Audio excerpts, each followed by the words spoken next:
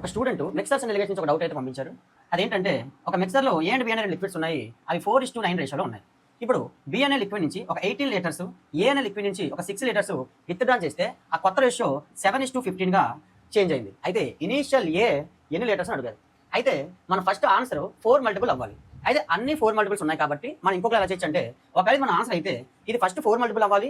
ఒకవేళ ఇందులో మనం 6 మైనస్ చేస్తే, ఎందుకంటే విత్డ్రా చేశారు కదా, సో వచ్చే 38 లీటర్స్ 7 మల్టిపుల్ అవ్వాలి. సో అవ్వట్లేదు కాబట్టి మన ఆన్సర్ కాదు. ఇప్పుడు సేమ్ అలానే ఇందులో నుంచి 48లో నుంచి ఒక 6 లీటర్ తీస్తే వచ్చే 42 అనేది 7 మల్టిపులేనా, సో అది మన ఆన్సర్ అయ్యే అవకాశం ఉంది. సేమ్ అలాగే 40లోంచి 6 తీస్తే వచ్చే 34 7 మల్టిపులా కాదు, కాబట్టి ఇది కూడా మన ఆన్సర్ కాదు. సేమ్ అలానే 52లో నుంచి 6 తీస్తే వచ్చే 46 అనేది 7 మల్టిపులా కాదు, కాబట్టి మన ఆన్సర్ 48 లీటర్స్ అని చెప్పొచ్చు. ఇప్పుడు దీని ప్రొసీజర్కి వస్తే రెండు విధాలుగా చేయొచ్చు. దీన్ని మనం ముందు 4x లీటర్స్ ఉంది, 9x లీటర్స్ ఉంది అనుకుని 4x నుంచి 6 లీటర్లు తీశాడు, 9x నుంచి 18 లీటర్స్ తీశాడు. ఆ కొత్త రేషియో ఎంత అంటే 7:15.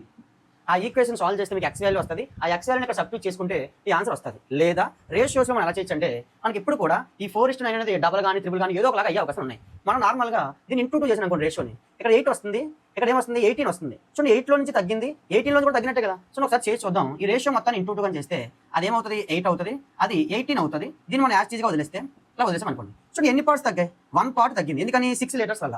ఎన్ని పార్ట్స్ తగ్గాయి? 3 పార్ట్స్ తగ్గింది. ఎందుకని 18 లీటర్స్ వల్ల. సో 1 పార్ట్కి 3 ట్రిపుల్ ఉంది, 6కి 18 ట్రిపుల్ ఉంది, అంటే సరిపోయినట్టే కదా. కాబట్టి రేషియోలు కరెక్ట్గా సరిపోయినట్టు అర్థం. అయితే 1 పార్ట్ ఎందుకు తగ్గిందంటే 6 లీటర్స్ తీయడం వల్ల. సో ఇనీషియల్ ఎంత అంటే 8 పార్ట్స్, కాబట్టి 8 × 6 ఎంత అంటే 48 లీటర్స్ అని చెప్పొచ్చు. ఓకేనా? ఈ ట్రిక్ కానీ మీకు నచ్చినట్లయితే మన నరేన్ మ్యాథ్స్ ఛానల్ని ఫాలో చేసి సబ్స్క్రైబ్ చేయండి. Thank you.